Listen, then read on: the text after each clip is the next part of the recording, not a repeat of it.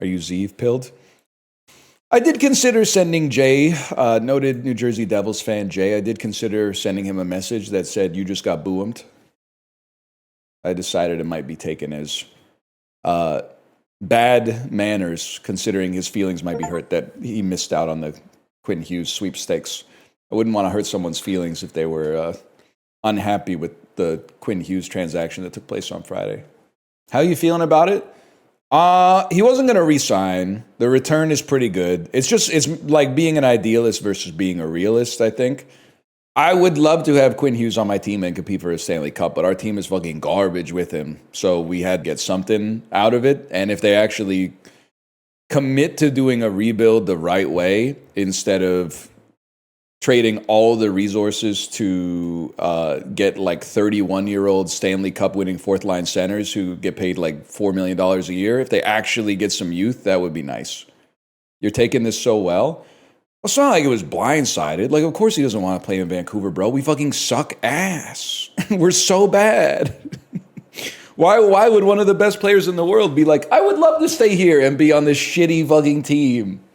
That doesn't make any sense. I'm glad we got a decent return out of it at least. Yeah, I don't understand. Why would he be loyal? He's not from Canada for the first part. And also, we haven't won anything with him here. Better than losing Marner for nothing. Leafs fans be like, how can I make this about me? No disrespect or whatever. I will say I do want to issue the Fell for It Again award.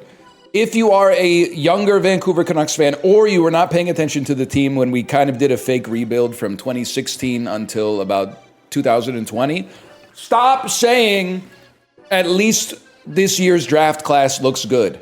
There is a chance. I'm not one of those sports fans who is like, my franchise is uniquely cursed. All I'm going to say is Edmonton fucked everybody by being last for so long that they had to redo the draft lottery. And now if you come in last in the league, you have like a 20% chance of getting the first overall pick. Now if you come last, you do get a guaranteed top 3 pick. Don't get me wrong, that would be awesome. But it's really hard to come last. I mean, we won a game after trading Quinn Hughes, which is crazy. So do not waste your time. If right now you are using it as a salve that you're like, oh, at least we're going to get McKenna. At least we're going to get Gavin McKenna. No, the fuck, we are not in all likelihood. The best case scenario is a 20% chance of getting McKenna. Right now, your cope should be hockey is not that important. Instead of saying things that are like, well, at least we're going to get an awesome pick in this year's draft, you should be saying, my life is bigger than what happens with my sports team. It doesn't matter. If they fucking suck, I will keep watching occasionally because I find the sport fun to watch, and you root for your guys. No matter what, you root for your guys. You should not be saying, oh, I can't wait till the draft lottery when we get the first pick, because you are in all likelihood going to be disappointed. Also, nobody knows shit about fuck. Even the NHL scouts get it wrong all the time. Like, the Canucks were super disappointed in the draft position that we got the year we got Hughes.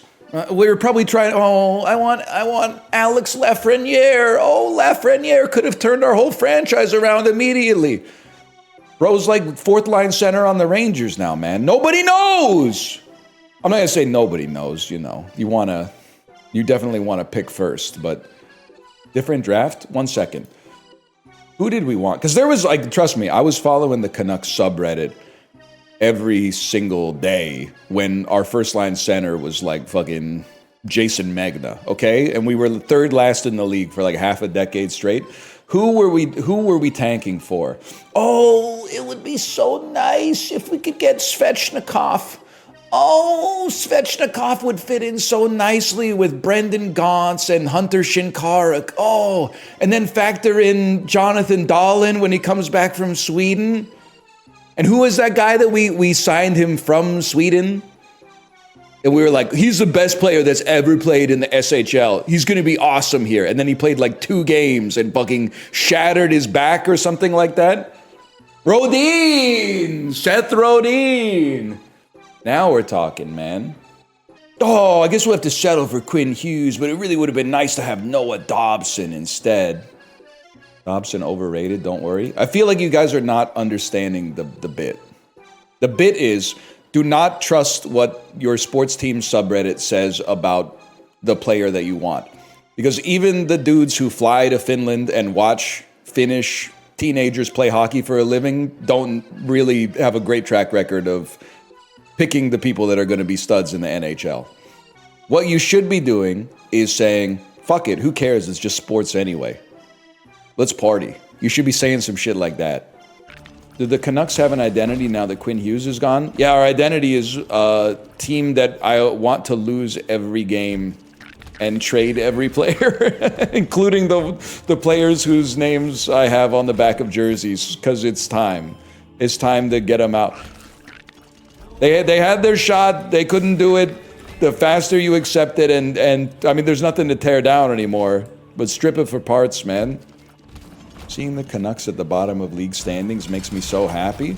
That's a little fucked up. What do we do to offend you?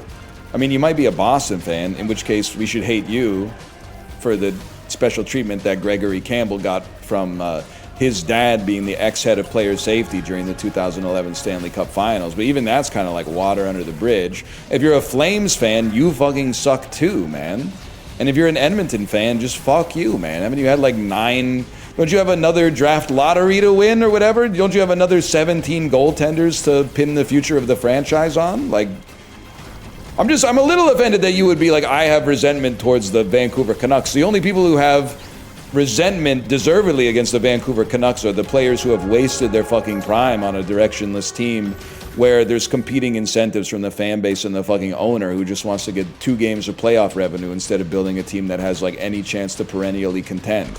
So, like, unless you are fucking, like, Sven Bartchi or even Quinn Hughes or Pedersen or, you know, Niels Höglander or something like that, then you should just honestly keep your comments in your pocket as far as I'm concerned. Or a coach getting fired. We literally have fired, like, 100 coaches in the last 5 years, and I hope we fire this one, too. I hope we fire Adam Foote. The sooner the better. At least at the end of the season, fire Foote and hire Manny Malhotra. People will go to the games just to say hi to Manny Malhotra. I saw him in Save on Foods on Canby once. I did not say hi, but I was like, that's Manny Malhotra. The fired coaches get to keep their employee benefits. I don't know about the benefits, but I will tell you, I think being fired as a sports coach is basically the best thing that can happen to you, because they still have to pay you like all the money that they promised you. You just don't have to go to work anymore. So I think you just get to fucking like chill out. And moreover, you actually get to have the best job in sports, which is going on the shows in the intermission and talking shit about the other coach that took your job and the players that you used to coach. And normally those guys, they're making a good amount of money, but they're not making coach money. But you're making coach money because they still got to pay out the rest of your contract. It seems like a damn dream. I have been trying to watch the PWHL. I watched the season opener, and then like my problem right now, and I can work on it, but it's more like it's less like watching the NHL, where every afternoon you can be like, who's playing today, and it's more like watching. Like CONCACAF Club World Cup or something like that, where you're like, okay, there's like 3 games this week, and then for some reason there's like 2 weeks off, and then there's like another 2 games next week, and then like they take a month off, and like the Vancouver team played their opening game at home, which was sick. Then they didn't play another home game for like 4 weeks or something. Like they had those poor ladies like marooned across the country, man, or across the continent, I should say. Like, I don't know what happened. If you're a member of the Vancouver Golden Knights and you play like a game against Montreal, and then it's like 6 days until your game against Ottawa, do you just kind of chill out in Hull or like Laval or something, or do they send you home, or I don't know, man. By the way, Librarian, you had no hope, but we win these. We win these. But I do like the PWHL. If I may, as constructive criticism, I would like it more if my team didn't lose their second, third, and fourth game by a combined score of like 15-2 or whatever. But also, I would like it more if they didn't do just the Vancouver diagonal across the jersey. I know it's classic and I think it looks all right.